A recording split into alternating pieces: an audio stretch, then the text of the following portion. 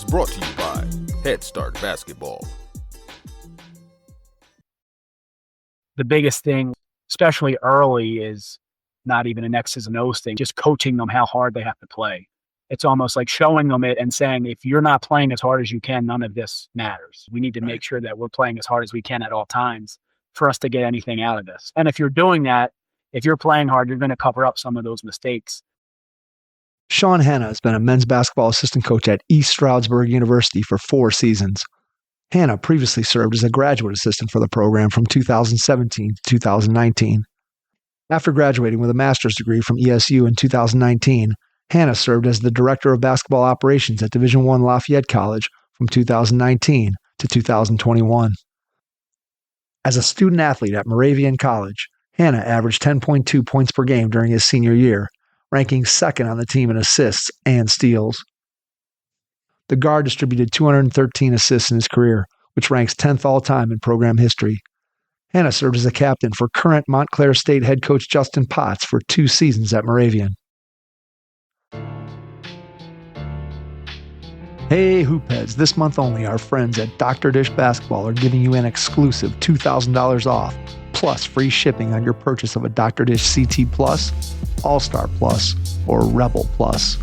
Hurry to secure your savings before June 30th or while supplies last. Learn more at drdishbasketball.com and follow their incredible content at Dr. Dish B-Ball on Twitter, Instagram, Facebook, and YouTube. Mention the Hoopheads podcast and save an extra $300 on the Dr. Dish Rebel Plus, All-Star Plus, and CT Plus models. Those are some great deals, Hoopheads. Get your Dr. Dish shooting machine today. This is Dre Baldwin from Work on Your Game Incorporated, and you are listening to the Hoop Heads Podcast. Work on your game. Coaches, you've got a game plan for your team, but do you have one for your money? That's where Wealth for Coaches comes in. Each week, we'll deliver simple, no-fluff financial tips made just for coaches. Whether you're getting paid for camps, training sessions, or a full season, Wealth for Coaches helps you track it, save it, and grow it. It's time to stop guessing and start building. Subscribe now at wealthforcoaches.beehive.com/subscribe and follow us on Twitter at Wealth for Coaches for daily money wins. Your money needs a coach. Start with Wealth for Coaches. Jot down some notes as you listen to this episode with Sean Hanna, men's basketball assistant coach at East Stroudsburg University. Hello and welcome to the Hoopheads Podcast. It's Mike Klinzing here without my co-host Jason Sunkel tonight, but I am pleased to be joined by men's basketball assistant coach at East Stroudsburg University, Sean Hanna. Sean, welcome to the Hoopheads Pod. Mike, thanks a lot. Appreciate you having me on. Absolutely. Excited to have you on. Looking forward to diving into your career. Let's start by going back in time to when you were a kid. Tell me about your first experiences with the game of basketball. What do you remember about those early times with the game, and what made you fall in love with it? Yeah, probably like most. Started playing at a young age. Just starting off in the driveway with my dad. I would say he's probably the one who got me into it as a kid. And my mom and my dad, I would say, both parents. And kind of played a little bit of everything growing up, to be honest. Whatever season it was that was the sport I was playing. Basketball, football, baseball. So really just gave me an opportunity to play every sport. But kind of as I got a little bit older and growing up, most of that focus shifted towards basketball. But don't come from a traditional dad's a coach or parents are big athletes, anything like that. So I didn't really have that, I guess, your traditional background in terms of, hey, my dad was a coach. I always wanted to do it, something like that. But dad really enjoyed sports, basketball, even growing up. Grew up in Philadelphia, Northeast Philadelphia. So a lot of good basketball in the area. So even growing up when I wasn't playing basketball, me and my dad were always going to all the games in the area, right? So it was a love for basketball, but also appreciation of it as well, where on a given Tuesday when I was in elementary school, I could go to a really good high school game in the area and just watch basketball before I got to high school. So that's kind of a little bit how it went about, kind of growing up and getting into the sport. Was there a coach in your early years that you look back on now and say, hey, that person had a pretty big influence on me, both in terms of my love for the game and just as a player? Yeah, yeah, definitely. So I grew up in like I said, Northeast Philadelphia, small pocket of Northeast Philly. So growing up, played on my local rec teams, local CYO programs, things like that.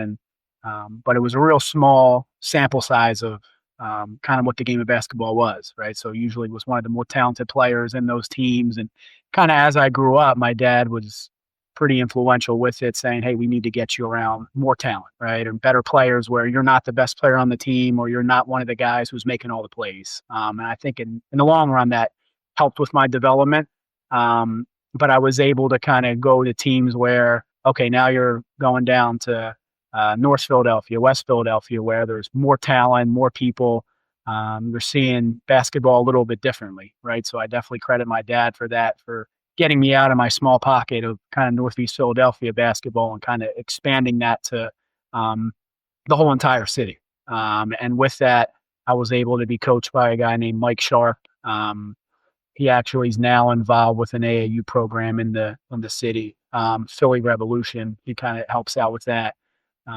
But he kind of was the first coach to really take it to another level, right? The preparation, the travel, the practices multiple times a week. Like, so he was a guy that watching him and getting into coaching, I saw how detailed he was, how organized he was, and how much he really cared and wanting to really make me into a better player, but everybody on the team. So when you think about that process of becoming a better player and you sort of morphing from somebody who played all the sports and played what was in season when you were younger, and as you start to take basketball more seriously, you get exposed to basketball outside of your small section of Philadelphia. You're now seeing players from all over the city. Obviously, you look at that and you say, man, I got to keep getting better if I want to be able to compete with the guys that you're seeing now for the first time. What did that look like for you in terms of becoming a better player? How did you go about doing that? Were you working mostly on your own in the gym? Are you going around playing pickup games? Just what was your process for becoming a better player as you start to take the game more seriously as you get into high school?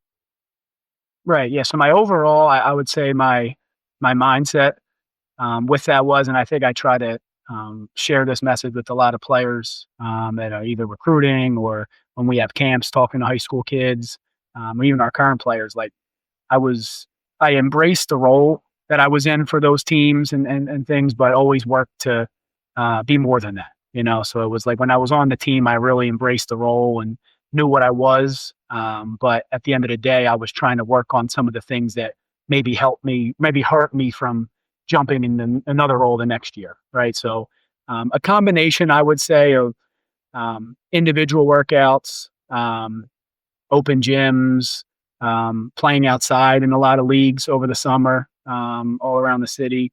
I would say that individual workouts weren't as popular then at that time. It was kind of just you'd go in with your buddy and maybe get some shots up or work on handles on your own, things like that. I used to watch the Pistol Pete dribbling videos and try to replicate them as much as I could. But I was always small growing up. I was always one of the smaller players on my teams in general. So really tried to focus on being able to handle the ball, being one of the smarter players on the court and shooting, right? So those were the things that I focused mainly on because I knew at my size, I wasn't super athletic. I wasn't the guy who was jumping up, grabbing rebounds. So just trying to find a niche and find a way. But really just putting as much time as I could playing in as many competitive runs as possible, whether that was in a gym. Most times it ended up being outside, just going to a local park and playing. We're traveling around the city and playing, but really just focusing my time strictly on basketball. And like you said, once I kind of grew out of those other sports, as I got closer to high school, I was able to put a lot more time and effort into basketball. Are there still good outdoor runs in Philly? Can you still find good outdoor runs anywhere? Yeah, I would say you could. Yeah, definitely. I mean, I think it's more summer leagues now. Like they've turned into leagues rather than just people going to the park and playing naturally. But there are still a lot of good summer leagues in in the Philly area for sure. Yeah, because here in Cleveland, outdoor basketball, and again, I'm much, much older than you. So I'm 55. So we're talking about when I was a player, we're talking about the mid to late 80s into the early 90s. And outdoor basketball was huge for me as a player in terms of my development, in terms of just my enjoyment of the game.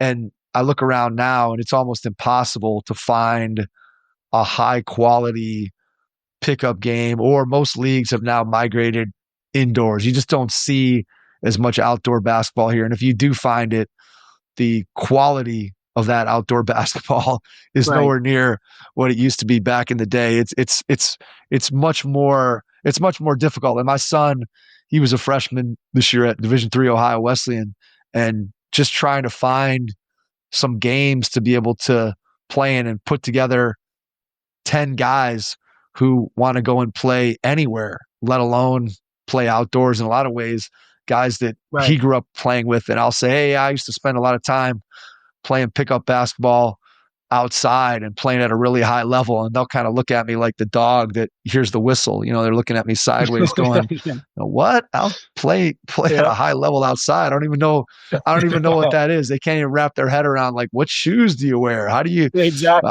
what That's kind the of first thing that popped in my head ball was do the you play shoes. with? Like, yeah, it's like it doesn't. I'm like, yeah, I used to have to put shoe goo on the bottom of my shoes because the soles would, now nobody's soles of their shoes wear out. You're tearing through the upper part of the shoe way before you Right. wear out the soles. Whereas back when I was a kid, it was completely different. I'd have these shoes with the toe, I'd have a hole through it, and all this everything else. So it's just interesting how the game has evolved. And it's cool to know that at least there's some places in the U.S. where you can still play some good pickup basketball outside, or at least play some serious basketball on an outdoor asphalt court, which is kind of where I cut my teeth as a player for sure. So it's interesting how the game has evolved, and even just from the time, hearing you talk about, yeah, I just went in the gym with a friend and worked out, as opposed to going and paying a trainer or working with somebody to improve your game. It was just kind of you and your imagination getting out on the floor and figuring out how to get better.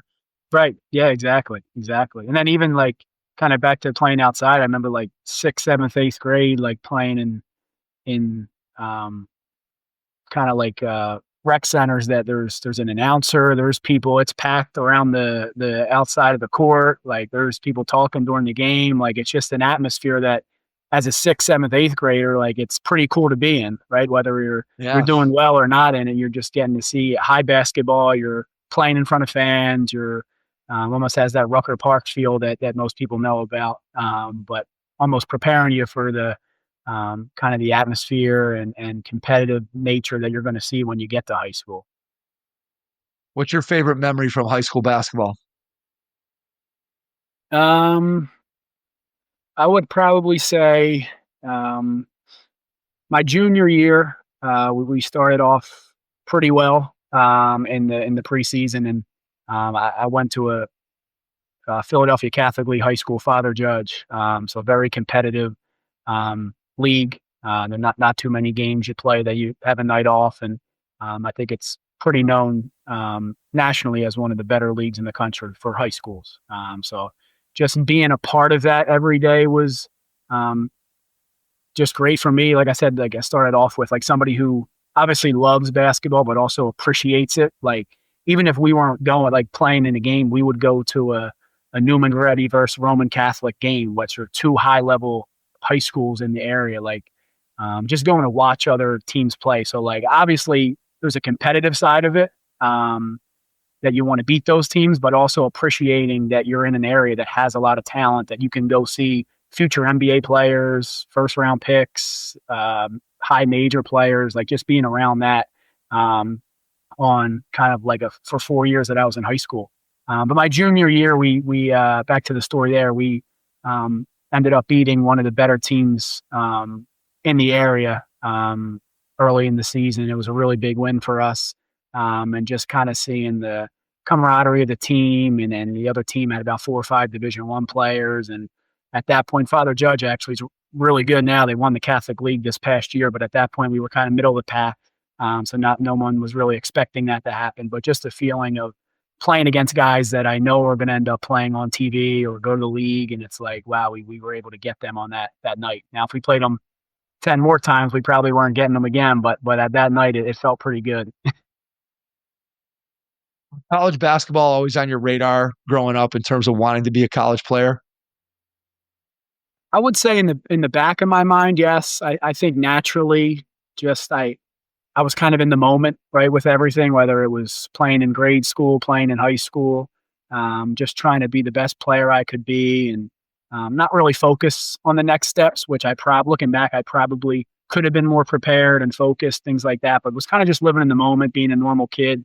But as I got on to, I would say junior year was probably when I started taking it a little more serious. I hit a major growth spurt between sophomore and junior year. I probably came into high school about 5'4", 5'5". Sophomore year, right around the same. And then by junior year, I was 5'8", 5'9". Senior year, right around 5'11", 6 foot. So naturally, my growth helped me out there, kind of junior to senior year. And then once I started seeing myself have some success at the varsity level of high school, kind of sophomore, junior, senior year, kind of got more on my radar, I would say, and became something that I definitely wanted to strive for, and probably didn't start getting recruited heavily until more into my senior year, and made a decision after my senior year, but not directly on the front of my radar, but something that I always dreamed of and wanted to do growing up for sure. What did that process look like in terms of making the decision? What were some factors that you looked at that were important to you, and how did you end up making the decision to go to Moravian? Yeah. So what was really important for me and ended up being my deciding factor was just the relationship with the coaches at Moravian. Jim Walker, who was there for a really long time. I would say Moravian kind of separated themselves throughout the process with me recruiting. And Division III, obviously different than the Division I, Division II level with scholarship money. It's more academic money, grants, different things like that. So obviously a financial piece played a part in it, but from an overall standpoint, kind of going throughout my senior year, they kind of stayed the most active. They were at the most of my games. And I went up to campus multiple times, one for just a normal visit, one to watch a game, and it just felt like home. You know, it might sound corny to say, but it felt like it was the right place to be. I actually went there with a teammate of mine from high school, so that was a reason as well. It was pretty comfortable having someone that I knew going up there with me. But just the overall, like I would say, commitment to me and kind of them showing me that I was a priority for them kind of stood out. Amazing to me the number of coaches that I've talked to, and then in my own experience with my own kids, the number of people that describe their decision-making process almost identical to the process that you just described, where you get to a place, you go on a visit, you meet the people, whether that's the coach, the players, all of it together, the campus. And if you ask, well, what was it about that particular school?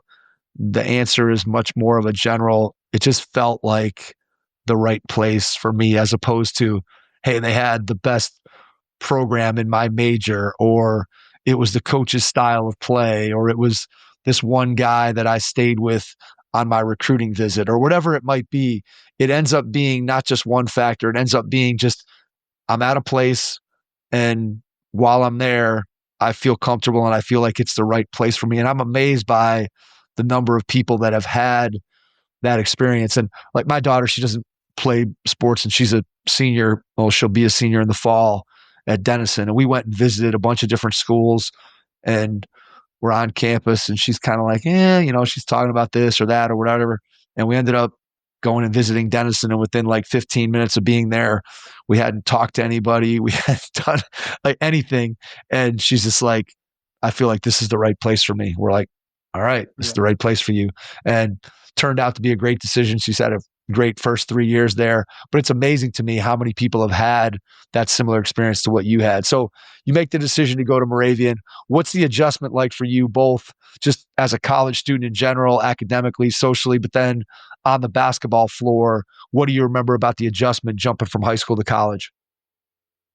Yeah, it was tough. Overall, I would say just being on your own, all the things that we try to preach to our student athletes, of time management and getting on a schedule and doing things the right way. It was especially, I would say, my first semester as a freshman, getting used to all that freedom and my class schedule and study hall practices, things like that. Like I think a lot of people probably don't realize that Division III basketball isn't just show up and roll the balls out and play. Like it's a pretty high level Absolutely not. basketball. I think some people think that, hey, this kid's a good high school player. He can probably play in college at Division III. Like it's a lot more than that. And they might be talented enough where they might be able to do some things, but it's just the daily. Can you do it daily, right? So figuring that out was an adjustment at first. A little bit of everything. Basketball wise, it was everyone was a little bigger, stronger, faster, right? You go from being a senior in high school where I was 17, 18 playing against some sophomores who were probably 14, 15, right? Now you get to college and you might be playing against a 22, 23, and nowadays they're even older than that. But you're playing against a much older person when you come in as a freshman. So just getting used to that. Obviously, I think coming from a pretty strong basketball school and basketball area, that helps me with the competition side of things. But just the overall adjustment of playing against guys that were bigger, stronger, faster was tough at first. But I think I was able to kind of figure it out as I was able to put everything together, right? Not just basketball, not just social, not just academics, but on a daily basis, just figuring all those out together and kind of seeing the holistic approach. What were you thinking about academically slash career wise going into college? Are you like most 18-year-old kids and you're still thinking about your basketball career? You're still kind of thinking about, I have no idea what I want to do. Where was your mindset at? Yeah, I was that typical 18-year-old had no idea. So when I talk to recruits now and ask them and they don't have an idea, I understand where you're coming from. That's not an issue. You can figure that out. But I wasn't even really thinking about that. I knew as I got into college, I wanted to do something within sport, um, whether that was um, coach, game management, just some type of thing that will keep me in sports. And obviously you come in, you do that, you think, all right, sport management, like that's what everybody does. That's something that I could probably figure it out. Like if I get that degree, I can stay within sports. So um, coaching, I wouldn't say was like at the number one thing on that list, but it was within that range of, hey, I want to stay within sports, and had a couple internships throughout college on more of the administrative side of things. And I realized that was not what I wanted to do. I worked with like a semi-professional football team in the area at Moravian and kind of worked like game day operations, ticket sales, some different things within administration, and realized that's not what I wanted to do. And then was able to kind of turn towards coaching. My junior year, we had a coaching change, and Justin Potts, who Sean Rossi was on the podcast, and he's his assistant over at Montclair State. He was my head coach at Moravian for my last 2 years, junior, senior year. Did a really good job turning around the program at that time. We were 5-20 my sophomore year, more than doubled the wins my junior year. He was able to, and then by senior year, we won 19 games and we're playing in the conference championship. He obviously has kept that success going.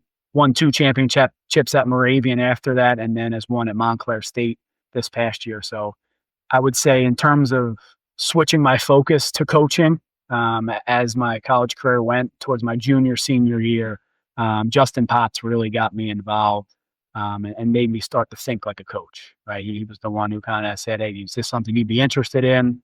And then as my senior year went, I started to think about that a little more seriously. And he was able to give me the opportunity through a connection at East Stroudsburg, where I was able to be a graduate assistant after graduating from Moravian.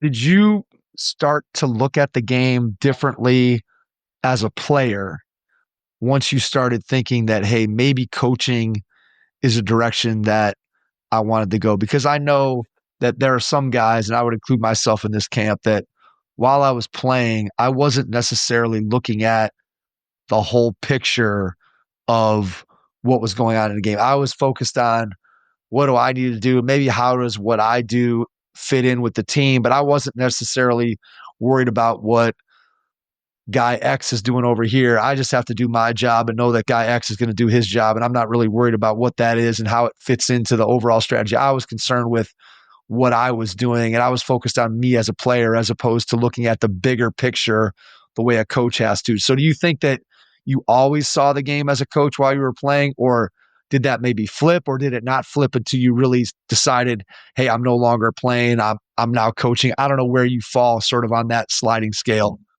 Yeah, I would say maybe a little bit of both. I would say growing up, definitely didn't always think like a coach. But I think naturally, just because, like I said, my size, my lack of athleticism, and even talent to a degree with who I was playing against, I had to find different ways to have success, right? So I think naturally, I was always developing my basketball IQ or coaching. I don't want to say philosophy, but just mindset, kind of throughout the years. But never really thought of it how you just explained it. Like growing up, it was more just, hey, I got to be smarter than some guy because I'm not quicker than him, or I got to find a way to get to that point before he does, and I'm not quicker than him. So how can I do that? More thinking like that. But like you said, as I kind of thought about the coaching trajectory, I did start to think a little bit more on a holistic picture. Like, okay, I know what I'm doing now, and some of that was probably being familiar. I'm a senior now in college, so I know what I'm supposed to do, right? So now I can look at it through a bigger globe, and maybe it's not even just looking at what the team's supposed to be doing, but how is Coach Potts coaching us? Like, he just told us to make X amount of shots in a minute. Like, that's impossible. Like, why is he doing this? Like, he's doing it for a reason, right? So like just thinking like that, and finding different ways like that coaches maybe do things. So I think that helped me out before getting actually into the coaching profession while I was still in college. It's funny to hear you say that about, like, why is this guy doing this when there's something that's clearly impossible? Because I can think back to a ton of experiences when I was a player and hearing my coaches say X, Y, or Z, or having us do something as a team.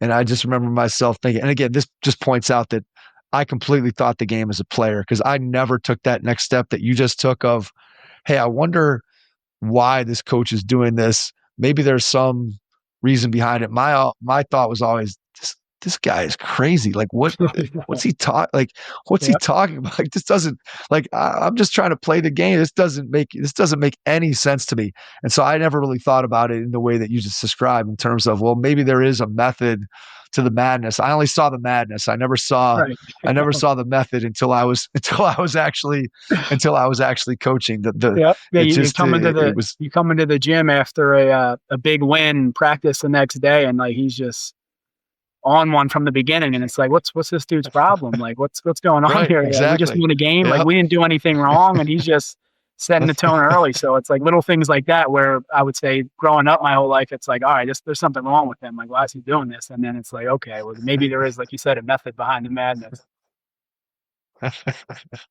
That's good, man. I love that. All right. Tell me about getting the GA position at Stroudsburg. What's that like?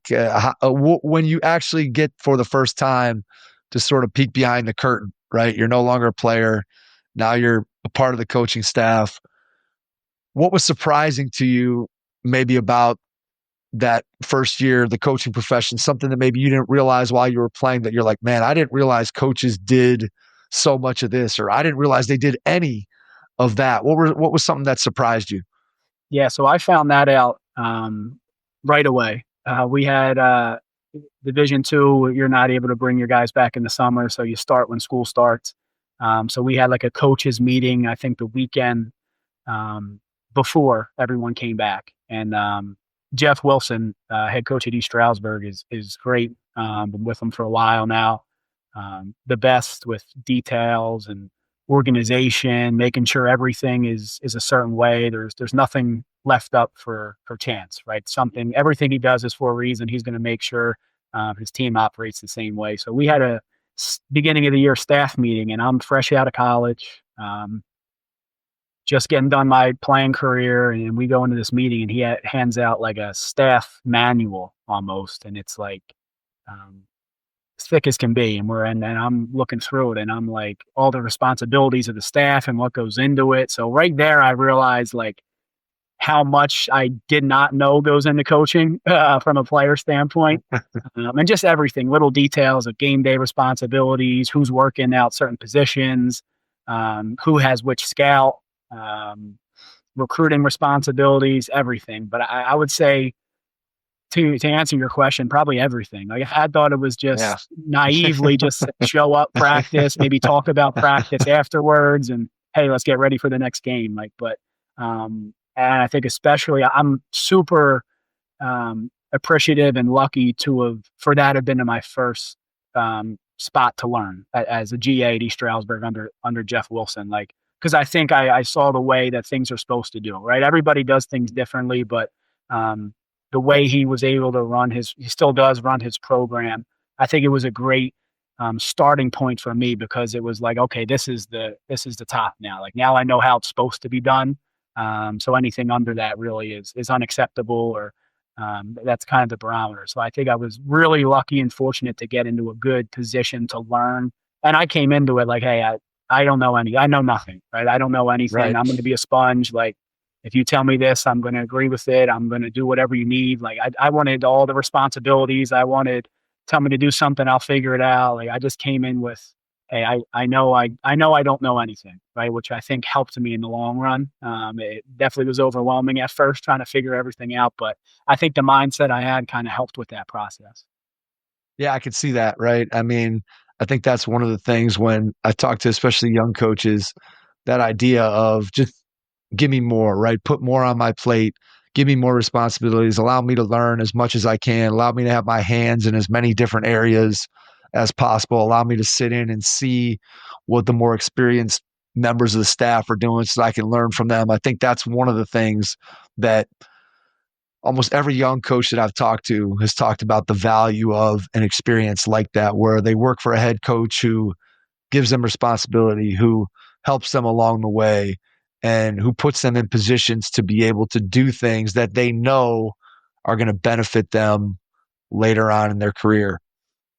Thinking back to that first year as a GA, what got you hooked immediately on coaching? What part of it, as you got into the job, and obviously, as you said, there was a lot that you didn't know in terms of what you thought college coaching was compared to what it actually was. So what was the hook? What were one or two things that you were like, yeah, this is why I want to do this for my career? So early on, I would say that the first couple months or so was just the relationship with the players, right? And at that age, it's tricky, right? It's fresh out of college. There's guys that have redshirted or have been in college for 5 years. So we're the same age, if not, they're older than me, right? So trying to bridge that gap and obviously gain their trust and respect, but also not try to be the guy who's screaming and yelling because they're not taking to that, right? So just finding that bridge that gap between, okay, I'm a coach now. I want them to look at me as a coach. I want them to trust me, but also have to make sure I'm not the guy who's screaming, yelling at all times. So just trying to figure that out. I enjoyed that process though. I did. I was always trying to get in the gym with guys or watch film with guys, which I think helped with that. It showed them that I cared, right? I might not have been showing them the right thing on film or telling them to do a move that didn't make any sense, but at least it showed them that I was invested in them. And then what really clicked for me that first year, that I really enjoyed it. And as soon as I got out on the road recruiting, like I love the recruiting process. I really enjoyed what we were doing, like our workouts, our practices, film sessions, all that. But once I started to be able to recruit a little bit and get out and it wasn't even really like calling recruits and getting a kid to commit. It was more just like going out to watch two players play and compare and contrast, and going back to the head assistant and Coach Wilson, the head coach, and just giving my thoughts. And because at that point as a GA, you're not calling the top guys, right? They're not having you call the number one and number two guy on the list. So you're trying to go between 7 and 8. And at that point, I felt like I was recruiting like top kids in the country, like trying to get my input on them too. But I really enjoyed the recruiting process overall. And as obviously I showed I was more capable. Okay, now you're getting more phone calls. Now you're going out to see more kids. Now you're talking to AAU high school coaches. So I really did enjoy that. I still do love the recruiting process. Honestly, it's a lot of times and it's a lot of moving parts, but just the overall process of it, and when it all comes together, it's a great feeling. But during that first year, that's when I kind of was able to get out on the road and recruit a little bit, and that really kind of took it to another level from a coaching standpoint for me. How long did it take you to feel confident / comfortable with being able to semi-accurately identify guys that could play at the level that you needed them to play at for Stroudsburg? I guess my point is that sometimes you go in a gym and like I can look at a player and say, like, that kid can play. But then I start thinking about, okay, is that kid good enough to be an impact player on a Division II team where he's going to be a difference maker? Or is that kid a difference maker at Division III? Or is that kid a back end of this mid-major roster? Where do they fit? How long did it take you to feel like you had some confidence in being able to trust your eye, for lack of a better way of saying it? Yeah, I would say that was probably a process throughout the whole first year. I would say as we got a few months in, and I was able to really see the guys on our team play and see how they could play and also fit our style. Like coming from Moravian Division III, like there's some really good players and talent, but when I got to East Stroudsburg and watching teams in the PSAC, I'm like, okay, this is different. Like these guys don't look like Division II players. Like they could be confused for Division I players to me. Like, and that's all throughout the league. Like the PSAC is a very competitive league, and all across Division II, right? There's a lot of good leagues around. So throughout that year, I think the biggest thing was kind of watching our players play, kind of their bodies, their athleticism, their skill level, competing against each other. Was just as important, I think, during that process than going out and watching kids, right? Because now I'm trying to figure out who can play at our level from a talent standpoint, right? That's probably something that obviously is important and you can point out. But also like physically, athletically, like that's something you can usually point out right away. Like you can show up to a game and say, that guy looks like he could play for us, or that guy looks like he can play at our level. But also seeing, okay, does the talent match the athleticism? Is this kid's talent higher than it looks, but he's not that athletic? Like, how does that fit in? So, and then we run and press, like, so we need guys that can do that, right? And not just physically, but also mentally. We talk about recruiting guys that are not just physically athletic, but also mentally strong that can press for 40 minutes, right? Because you could be the most athletic guy in the world. If you don't know where to go, you're not getting anything done. Or you get tired, you shut it off. It's tough to be successful like that. So, but back to your question, I would say kind of throughout that whole year was a process. And maybe going in to the end of that year into the summer, I felt pretty confident that, okay, this is what we look for. This is the type of player that could play in our system and our league and have success. And they'll be able to figure out the style of play and play the way we want to play. Sticking with recruiting, when you think about the guys that you're recruiting now for the program, what are some of the intangible things? Obviously, as you said, there's a clear level of talent and skill that you have to be able to have to play at your level in Division II. But from an intangible standpoint, when you guys sit down as a staff and you start thinking about what are the quote unquote type of player that we want to have in our program, what are some of those maybe less physically visibly, visible things that you're looking for in terms of intangibles? Yeah, so a big thing for us, we talk about it all the time, is finding guys who can play hard and compete, right? Like that's something that is a non-negotiable for us, especially the way we want to play, playing up tempo. We press every day, right? So it's not just like we show up on Wednesdays and Saturdays and we're pressing. Like our practices we're pressing. So like if you're not a guy that can do it every day, like it's going to be tough for you to make it through a season or ever have success at East Stroudsburg. So finding guys that we talk about, the biggest skill is how hard you can play, right? We would constantly say, even to recruits, like, our league is really good. There's a ton of talent in our league. And when you say skill, guys think of shooting, passing, dribbling, right? But we look at it as playing hard. Like, playing hard is a skill for us. So if you can play hard consistently and you can develop that skill, for us, that's always going to be the most important thing.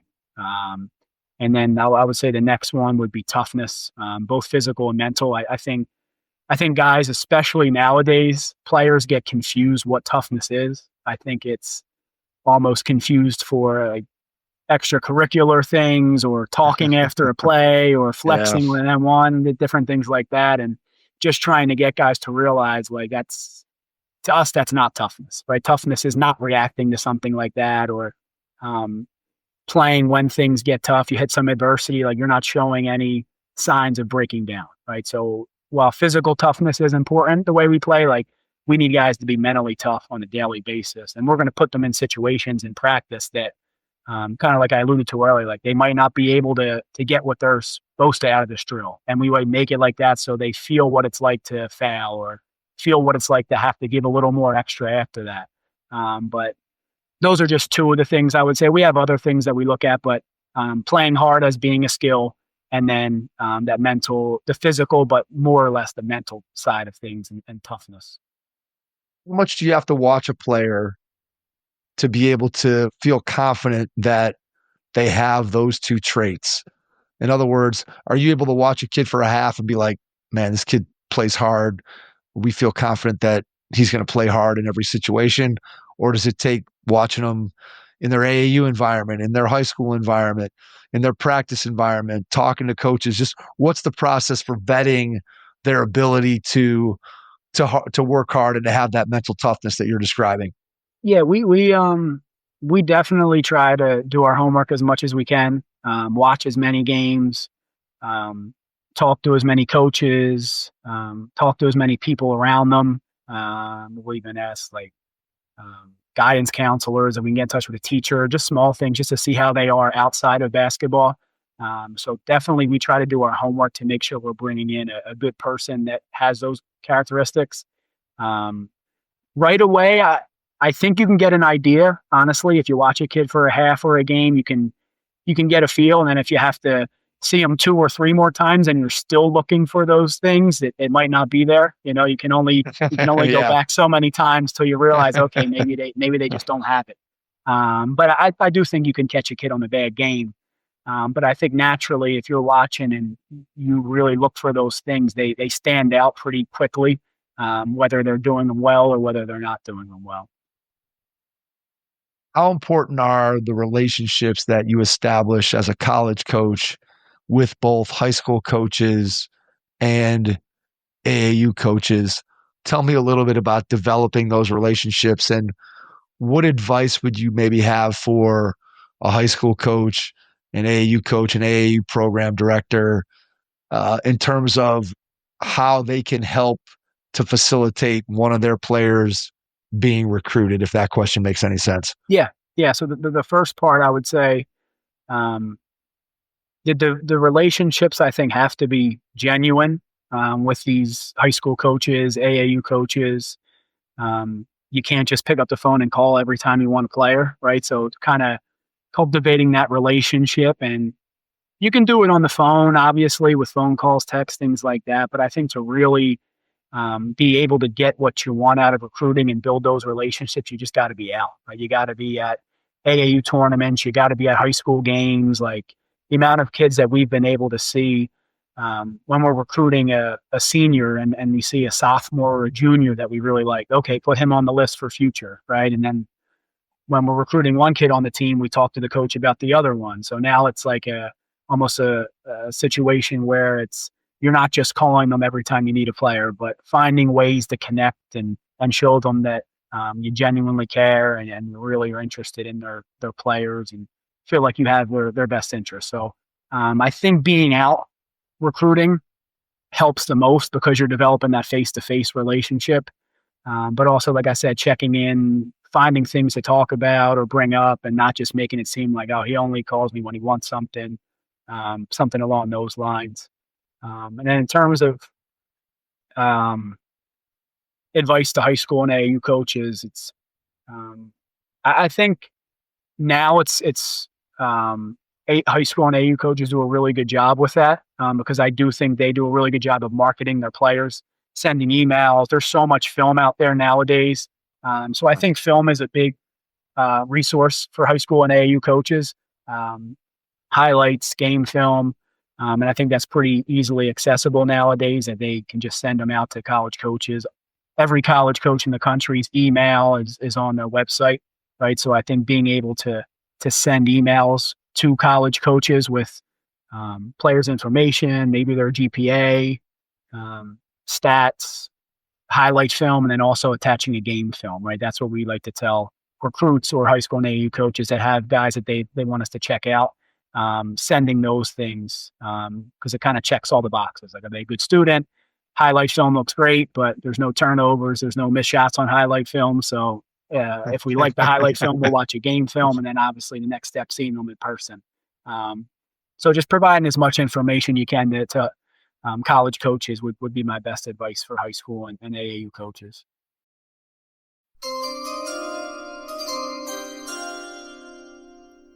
High school and middle school basketball program directors, listen closely. Coaches are expected to do far more than just coach. You know this.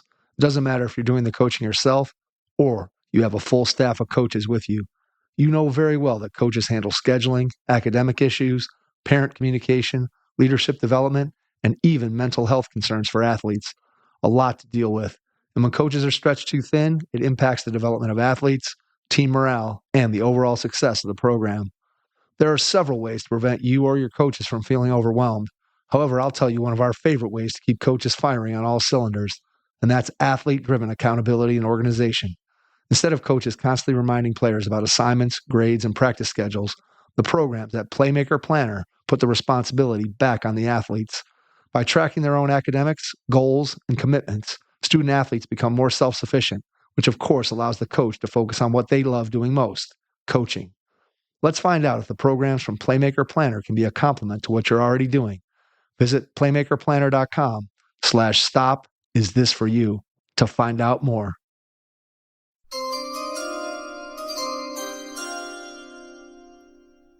When you're looking at a player with their high school team versus looking at them with their AAU team, obviously different environments, the player may have a different role. Do you look for different things in the high school environment than you might look for in an AAU environment? Do you often maybe see things differently in those two roles? Do you have a preference for which way you like to look at a player? Obviously, AAU provides you the opportunity to see lots of players under one roof, and the time efficiency of being able to do that clearly is a benefit of AAU. But just where do you stand on being able to evaluate the player with their high school team versus with their AAU team? Yeah, I think it's we definitely like to see both. Definitely something where we would want to see it with your high school team and your AAU team. Like you said, AAU is great. There's a ton of games, ton of courts at these facilities where you can see 20 to 30 players in a weekend, right? So now you got a big pool to choose from. Now you got to figure out who fits more and who's better with your style. High school, probably I would looked at as being more structured, right? You're with them more often. You practice more. You get to know players a little bit more that you're playing with, so you could be a little more comfortable in a high school setting. For me specifically, it's fitting the way that we want to play, right? Whether that's high school or AAU. So it's not as much in watching the difference in high school and AAU games. It's more, okay, can they play our style? Like, can they play up tempo? Yeah. If we're pressing, can they get from point A to point B fast enough? And offensively, can they make quick decisions off a two-man game, or we play through the post. So can they get the ball into the post if they're open? Like, are they a good enough passer where they can make that pass in the post? And then I think that's a skill that's definitely not worked on enough, is that, but that's a side note. But overall, I think it's more specific to, can he fit what we're trying to do? More than, hey, I like him better with his AAU team or high school team. Sometimes it's more fitting for us in AAU games because naturally it's more up tempo. Like, sometimes the game gets going a little bit, it gets a little messy, right? So can guys play within that chaos, but also have a little structure with it as well when it comes to playing like that. So I would say a combination of both, but we do like to see guys as much as we can, both with high school and AAU teams. That makes sense. I mean, obviously, the more eyeballs you can get on a player, the more times you can see them, the better your evaluation is going to be in terms of A, can they play at your level? And then B, obviously, can they play your style of play and can they fit in with what you're trying to do? And so, yeah, the more times you can see them and the more varied environments you can see them, the better your evaluation is eventually going to be. Right. Tell me about the experience at Lafayette. Yeah, Lafayette was great. So I was there for 2 years, right from my GA at East Stroudsburg. We had 2 really good years as a GA at East Stroudsburg when I was there. So it was, I was almost probably a little too lucky. I thought that was just all the time. You're going to have 2 good years. We won the league the 1 year. We went to the NCAA tournament twice. I'm like, this is great. Like, even if it's easy, how can I hate coaching? Everybody would say, how's it going? Right. And my first 2 years, it was amazing. So how could I hate it? So it was a good transition. And it was, I think, good for my development too, because from a basketball side of things, at East Stroudsburg, I would say we were more defense oriented, where we were going to get a lot of our offense from the defense. Right now, obviously, we ran a lot of sets and different things to get some actions, and I thought we did a lot of good things offensively. But to be a good pressing team, you got to focus a lot of your time on defense, right? So when I got to Lafayette, it was the opposite. Fran O'Hanlon is unbelievable offensively, X's and O's, and putting guys in situations to have success. So it was good for me seeing that shift. Now, sometimes I'm thinking in practice, like maybe we could spend a minute or 2 more on defense. But his offense was great, and the way he ran his program was great as well. He was great to me for 2 years. So it was great. The transition was smooth, but it was really good seeing a different side of basketball and just seeing a coach that thought things differently. Because even when I was at Moravian as a player, Justin Potts was with Jeff Wilson for 13 years at East Stroudsburg. So even though he added his own twist to things, like I was used to hearing the same terminology, similar drills, similar things like that. So for 2 years as a player and 2 years as a GA, it was pretty much the same thing for 4 straight years. So going to Lafayette for 2 years was really good, just to see things differently. And obviously you're bumping up a level. You're in the Patriot League. You're recruiting a different kind of player. You're able to get kids from all over the country, really, if you want to. Where at East Stroudsburg, we're a little more local and regional. But Lafayette, it was good just to see a bigger picture of things and getting to recruit a little bit. I was the director of ops for the 2 years I was there, and I actually got bumped up to assistant right before I went back to East Stroudsburg. But just seeing, and then from an administrative side of things, like when I went back to East Stroudsburg in 2021 as a full-time assistant at Division II, like you're at like everything. So I was doing everything there, right? So my time at Lafayette as the Dobo, I was booking hotels, I was doing itineraries, I was planning recruiting visits, telling everyone where they're going, recruiting, like day-to-day operations, like practice plans, like printing them out, like just from the smallest thing to something as booking a hotel and getting our meals sent. Like, so I was able to see things from a bigger picture at Lafayette and doing a lot more hands-on things behind the scenes, right? So when I got back to East Stroudsburg, it was like, okay, you're recruiting, you're scouting, you're involved heavily in practice, but you also have to make sure we have our meal for Saturday and where we staying at next Wednesday for our hotel. And I need everybody's class schedule. How are these guys doing academically, right? So going to Lafayette, it was great for me, great learning experience. And again, Fran O'Hanlon was great to work for, and he's a genius of a coach. But just my overall role there, I think, was good for my development because I was doing a little bit of everything that was preparing me for my next job.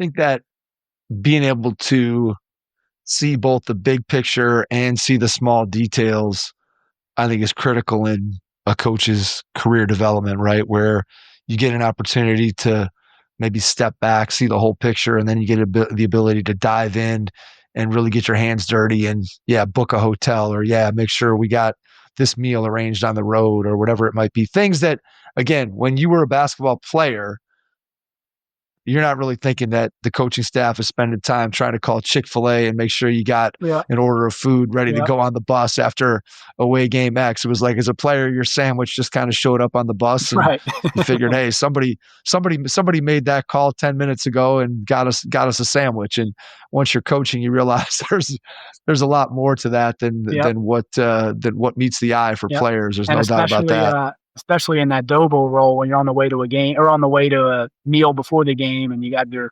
coaches, head coach and assistant coaches, who are worried about, okay, how are we guarding this ball screen, and how are we going to look offensively, and the kids are all sleeping in the back, and you're just sitting there. I just hope that the food's hot when we're there, and I hope the food's ready, and I hope I didn't call the wrong restaurant and stuff like that. So you don't see that side of it for sure.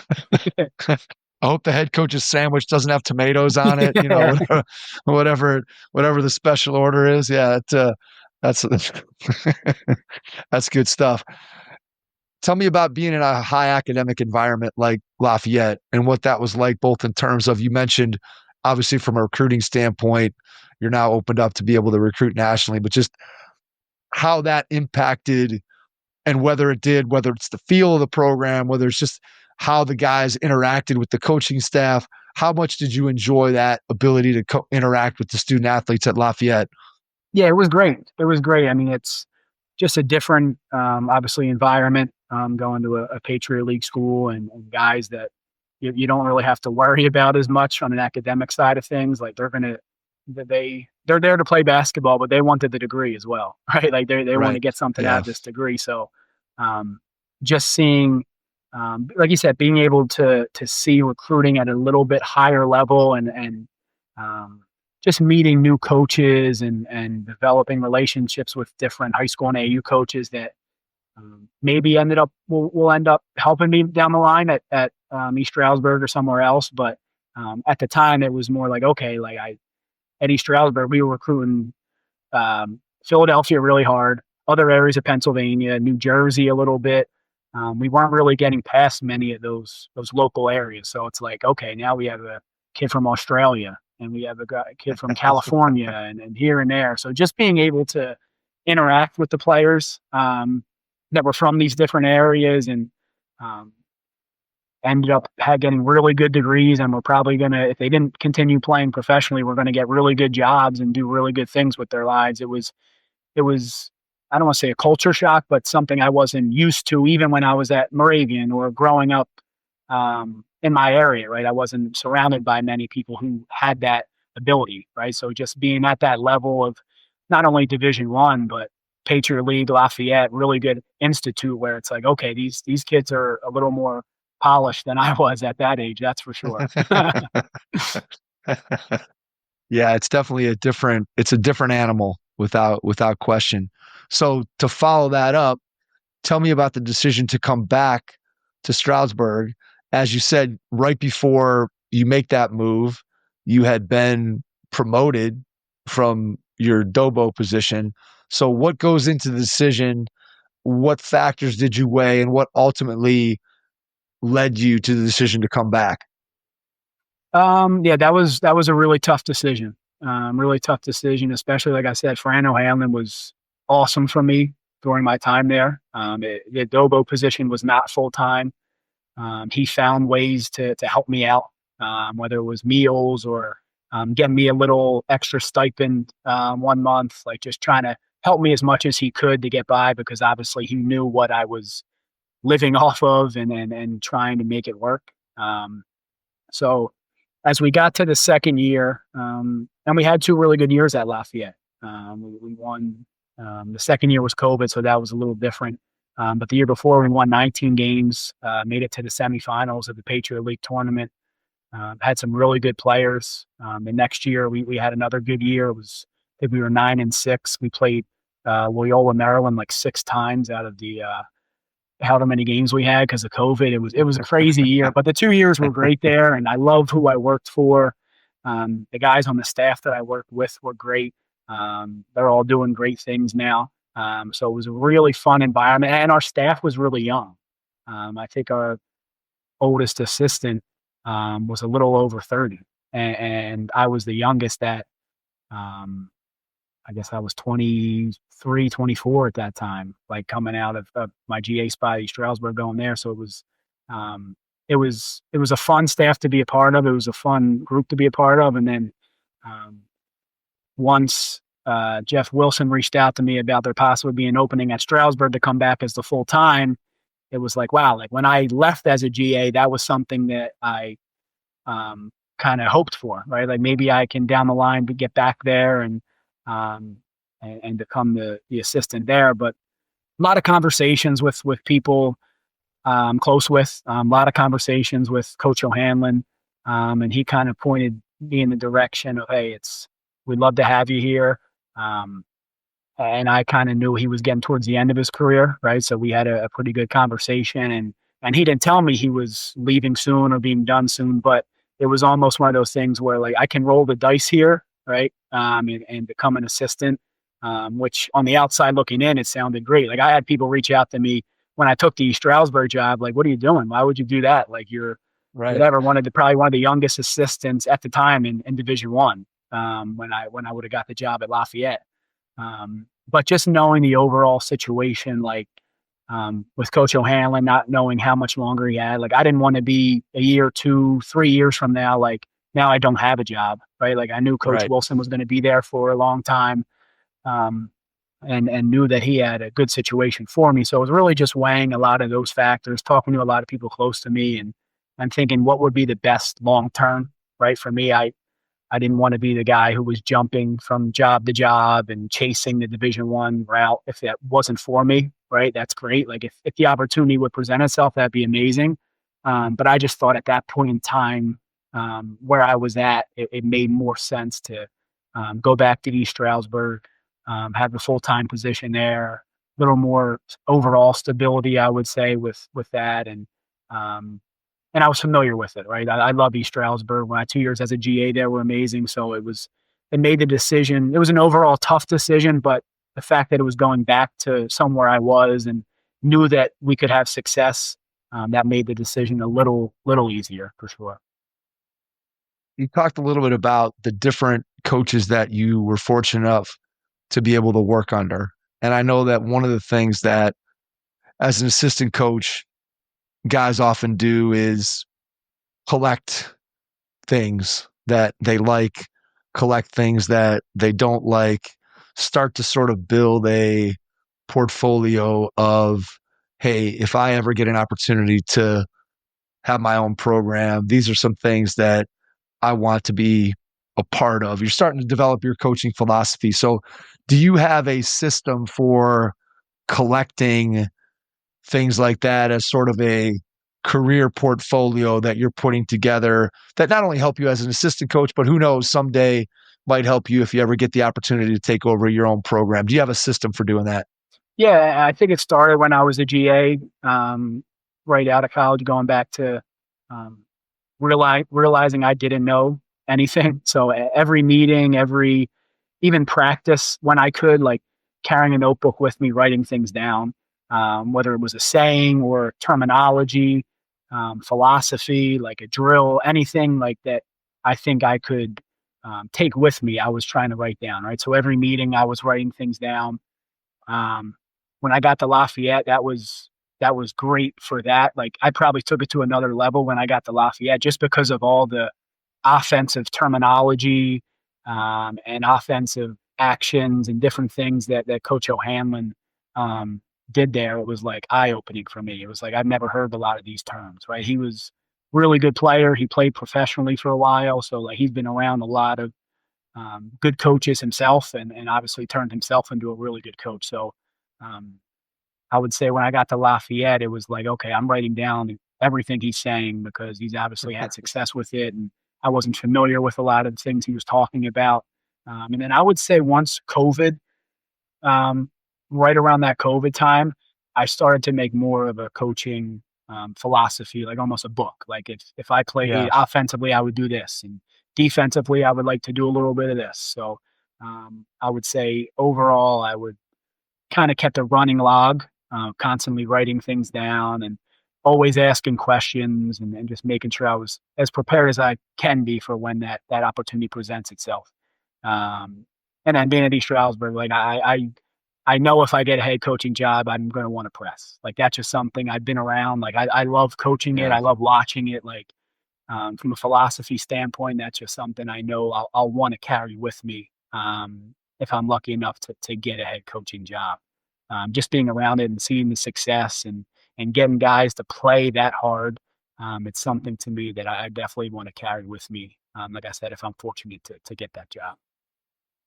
How do you guys divvy up responsibilities on the practice floor, just with what you guys do and how you go about putting together offense, defense in practice? What are the roles? How do you guys talk about that? How do you define it in terms of what your roles and responsibilities are? Yeah, that's something that's honestly we've been trying to figure out for a few years, the perfect way to do it at our level. We have Jeff Wilson, the head coach, and then we have me as the full-time assistant. Other than that, we don't have anyone else that's full-time. Like we have a volunteer assistant, we have a graduate assistant.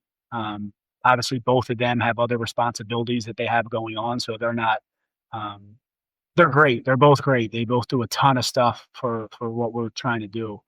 They're just not there on a daily basis, on an hourly basis, like where we can have these conversations like a Division I staff could. So we've been trying to figure out some things, whether it's offensive, defensive coordinator. We do have position groups where we break it down where one coach has the bigs, one coach has the guards, and they work specifically with them, watch film, individual workouts, on court, probably focus a little more on those position groups as you're the coach. But we'll pretty much do that on a day-by-day basis of, hey, coach, today you're going to be focusing on the offensive cutting, or your focus is going to be on how we're guarding ball screens, right? And it stinks because we don't have the luxury of having 5 or 6 guys that are there 24/7.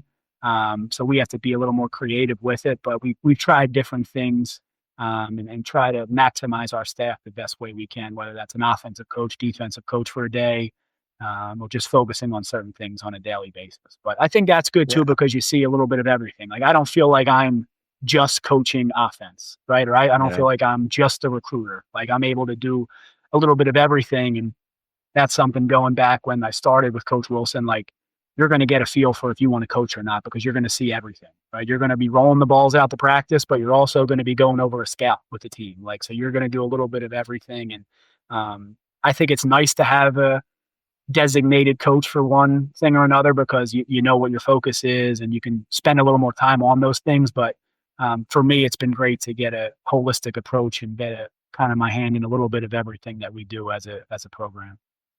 Yeah, from a coaching development standpoint, I think especially when you're young, right? It's great to be able to dip your toe into all the different areas of on-floor coaching and not maybe have to zero in on I'm just focused in on the defensive side of the ball, or I'm just focused in on offense, or whatever it may be.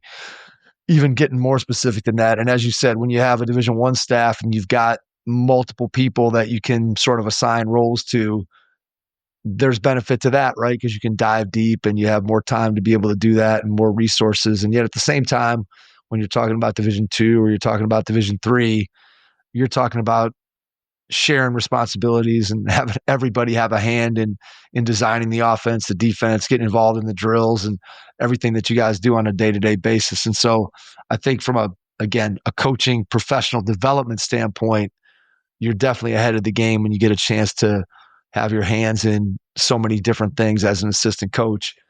How do you guys design practices? What's the process? Do you and Coach Wilson sit down and go through it together and write the practice plan? Does he write it and then come to you and bounce ideas off of you? Do you give him ideas and then he goes and takes some of those and does the plan? What's the process for putting together a daily practice plan?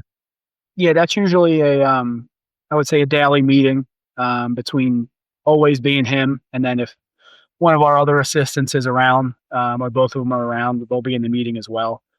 But just kind of talking through things that we want to focus on. And like I said, he's the best when it comes to detail and getting the most out of a practice time. Like he's got practice plans saved from years past. And what did we do at this time last year? Like, so he's constantly finding ways, okay, how can we get better at this today? Or this is something we struggled with. Let's make sure we focus on that. Like, so on a daily basis, I would say we're meeting and talking those things through. And I feel like I had just as much input as he does, right? At the end of the day, he's making the decision, right? And as an assistant, you always got to be fine with that. You give your input, and when a decision's made, the decision's made, right? You can't show anything that you've gone against the decision. And luckily, during my time here, we haven't had many situations like that, because I think we think pretty similarly when it comes to our philosophies. But just being able to express my thoughts and opinions, or if he does say, hey, I think this drill we need to do, well, coach, I think we did that a couple of days ago. Like, I don't see much benefit in it, right? Like me being, and getting to know him more and spending more time around him throughout the years, like being comfortable having those conversations where it's, I think it's healthy, right? You can't just agree with everything he's saying either. So making sure that I'm giving my input. But I would say on a daily basis, we're meeting, especially at the beginning of the year where we're able to film practice. So we'll watch the practice film individually after, and then talk about our thoughts the next day. Like, hey, in the practice. So it's not just me coming in and saying, hey, let's get more shots up. Like, it's no, we missed 90% of our shots yesterday. Let's do some drills where we're working on our footwork, things like that. So it's definitely there's a plan to it, right? We watch a lot of film, and whether it's practices or games and things that we feel like we need to get better at, we'll meet as a staff and talk that through from a practice planning standpoint. Sometimes those meetings probably take longer than they need to, just because there's so many ideas being thrown out. And Right. next thing you know, you go down a rabbit hole where you're talking about one thing for 15 minutes. And it's like, I got to type this up. We got to practice in 10 minutes. Like, what's going on? Your practices always have the same structure. In other words, do you, let's say, start with some player development stuff and then go into team offense and then special situations and then defense, and it kind of flows the same way? Or is it more on a daily, what does the team need today? And then you kind of just adapt and adjust to where you're at and kind of the ebb and flow in the season and what you need on a given day-to-day basis. Yeah, I would say definitely more of the second one, more of kind of depending on what the team needs. And now we do have our traditional drills, and I keep talking about pressing, but as a pressing team, you gotta press in practice, right? No matter what, especially early in the year. It gets tough during the year, especially when like this past year, we were low on bodies. So it's tough to press when you only have 10, 11 healthy guys. Nobody really has a sub. But in order to be a good pressing team, you have to press in practice, right? So we want to make sure we're doing that as much as we can.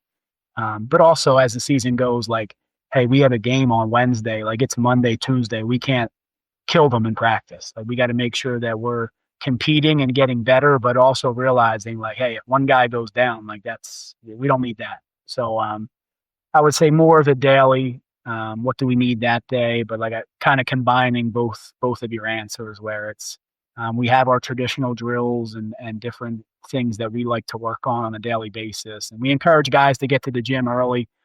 We pretty much make it mandatory. If without, hey, we'll be here 20 minutes early, get some extra shots, stretching. Again, at our level, Division II, it's tough at times because depending on the year, you got the volleyball team on the court, or women's basketball's in there before you, so you have to wait to after to get shots up. So all depends on the day, really, kind of like you said.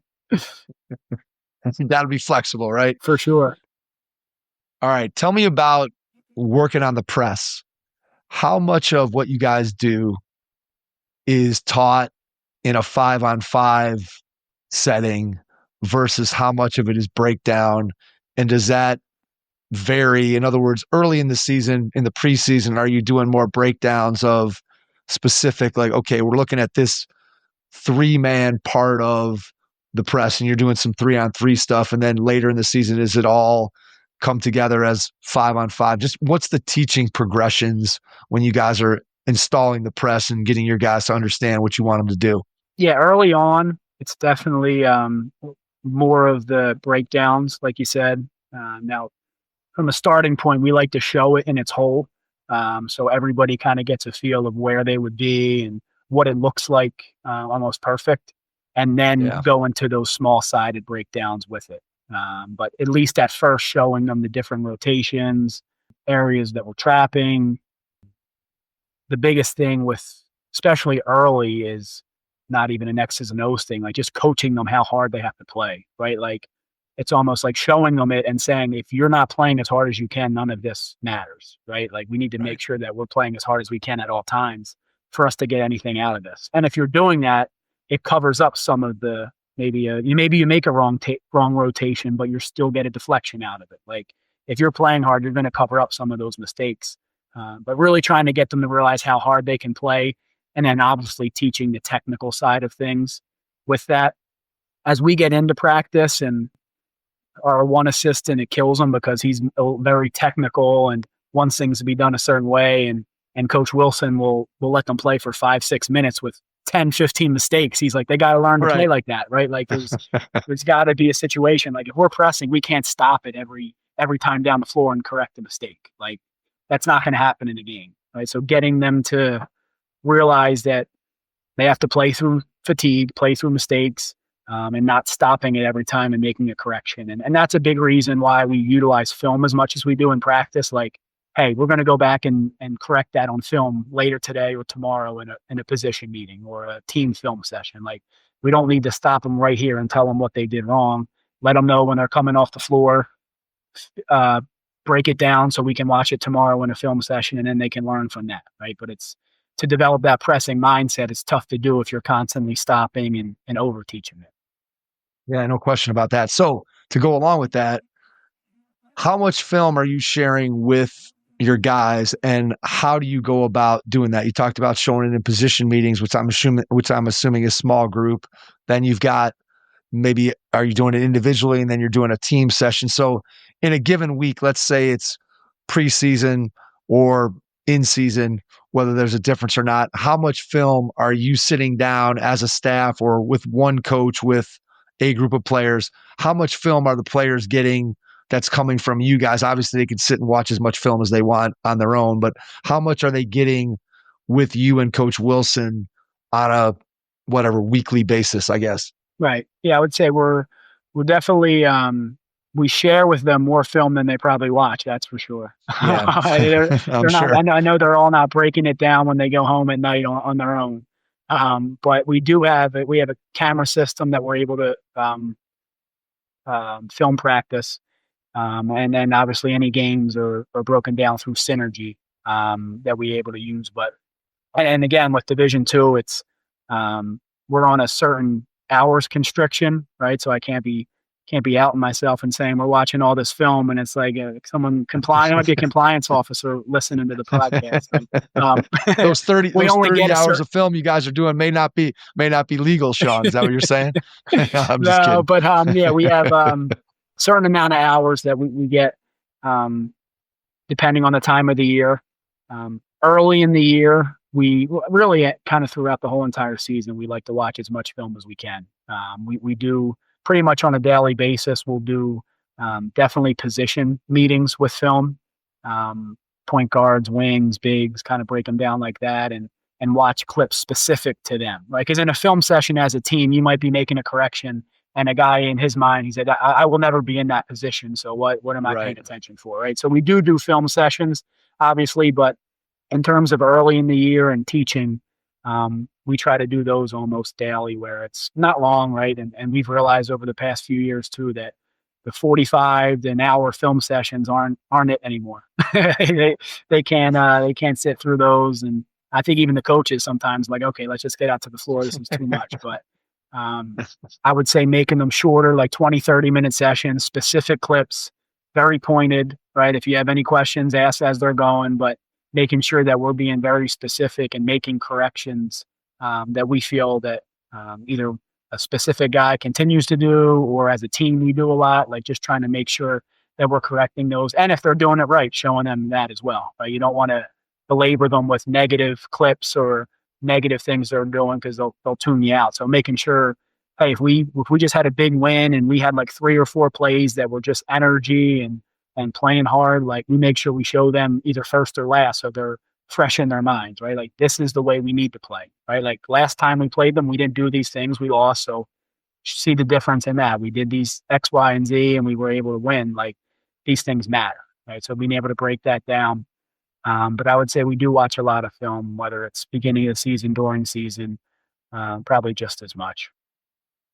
Do you think about that balance between the positive of, hey, here's what we did well, versus, I don't want to necessarily say the negative, but the teaching points where a mistake was made? Do you think consciously about the balance between the two? Or just like with practice, is it more of a day-to-day, what do we feel like the team needs? Like, maybe our confidence is low, we got to show them a bunch of good things to kind of get them back on track. Maybe they're starting to feel themselves a little bit, and maybe you got to show them some things that, hey, maybe we won 3 in a row, but there's still some room for improvement. Just how do you think about balancing the positive and negative? Yeah, I think that's exactly the way we look at it. Is we want to make sure that, kind of depending on the mood or the situation that we're in, like, let's say we had a really bad game and we know everybody knows it, right? Like, we're not going to show up and watch 45 minutes of the negative things we did, right? We're going to talk about it, make sure we need to work on, maybe show a few of them, but also show, hey, this is what it should look like, right? Like, or when we're watching the negative clips, it's not jumping someone for doing it. It's okay, like, you did this wrong, but for us to be as good as we can be, you need to do it this way. Like, we need to find that balance between that.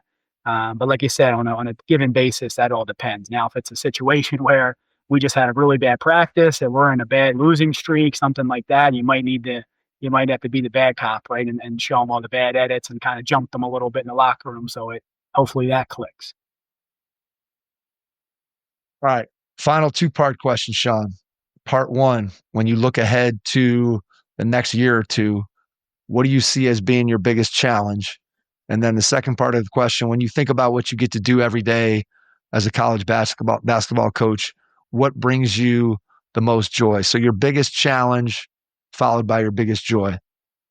Yeah, I would say the challenge, basketball specific, is just trying to continue to figure out the recruiting landscape, right? And the changes with things that trickles down to our level. Obviously, we're not at the level where we're paying guys, or guys are asking for X amount of money, or I'm leaving, but we kind of see both ends of it. Like, we're the reality of it. Our league is a good enough Division II league where if you have a good year or two, like, you're going to be able to transfer up. Like a Division I school is going to look at you and say he's a sophomore that averaged whatever a game in the PSAC. Like, he's probably good enough to play in our league.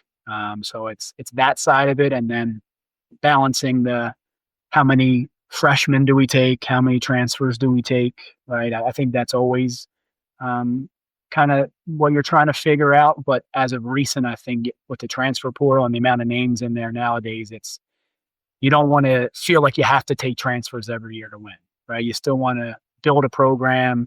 You want guys to come in and develop for 4 years and graduate. Like, that's still something you want to do.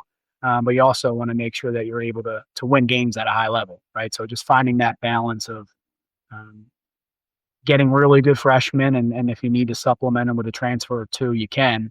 But we still want to make sure we're recruiting freshmen. And I think it helps us in the front end. Like, I think some of the talent in the high school landscape right now is being under-recruited, probably because of the transfer portal, right? So we might be able to get a kid that would have normally got a Division I scholarship, but because a lot of Division Is are focused more on that transfer side of things, like, hey, we might be able to get the kid for now. And it's a different part of it if they leave in a year or two because they're that good.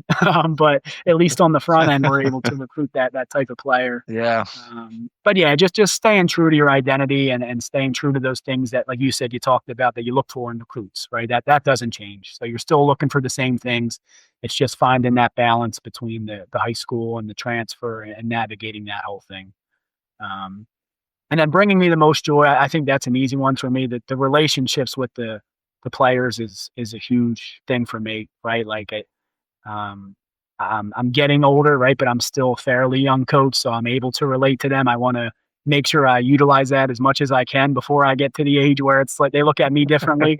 But it's definitely something that just recruiting process, coaching them, talking to them about their personal life, meeting their families, taking them out to lunch, like after a practice, hey, you had a rough practice, like what's going on? Like maybe it's something else than just the basketball side of things, right? So that brings me a ton of joy. It always has, ever since I started coaching. So definitely something, they try to develop those relationships and keep them as much as you can. And I think that's the best part of it. Like I'm invited after, in August, I'm invited to a former player's wedding. Like that's awesome to me. It's a great feeling. It's not, you don't do it for those reasons, you know what I mean? But like during the process, it's just great to be able to, kind of develop those relationships, and they continue when they graduate. Right. So that's a great feeling. And that's really, that's why you do it, right? For relationships like that, and to continue that.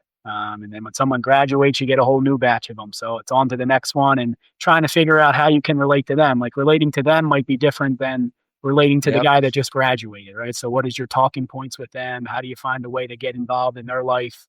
And little things like that. It definitely brings me a lot of joy.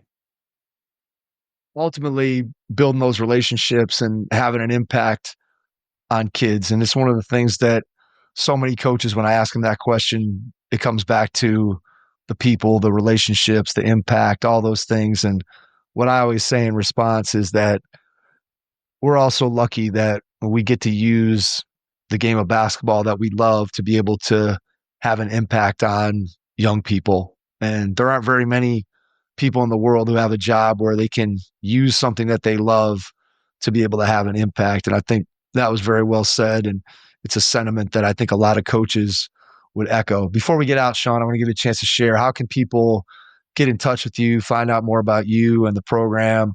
Just share email, social media, website, whatever you feel comfortable with. And then after you do that, I'll jump back in and wrap things up. Yeah. So social media wise, I would say Twitter, probably use the most. If you just type in Sean Hanna, you'll find me on Twitter. Would definitely love to connect with anyone. And then email is just shanna1@esu.edu. S as in Sean, Hanna, HANNA, the number 1 @esu.edu. You can also look it up on the website, but two probably best forms of communication, email or Twitter, what would be the best there. Sean, cannot thank you enough for taking the time out of your schedule tonight to join us. Really appreciate it. And to everyone out there, thanks for listening. And we will catch you on our next episode. Thanks. Your first impression is everything when applying for a new coaching job. A professional coaching portfolio is the tool that highlights your coaching achievements and philosophies, and most of all, helps separate you and your abilities from the other applicants. The Coaching Portfolio Guide is an instructional, membership-based website that helps you develop a personalized portfolio. Each section of the Portfolio Guide provides detailed instructions on how to organize your portfolio in a professional manner. The guide also provides sample documents for each section of your portfolio that you can copy, modify, and add to your personal portfolio. As a Hoopheads Pod listener, you can get your Coaching Portfolio Guide for just $25. Visit coachingportfolioguide.com/hoopheads to learn more. Thanks for listening to the Hoop Heads podcast, presented by Head Start Basketball.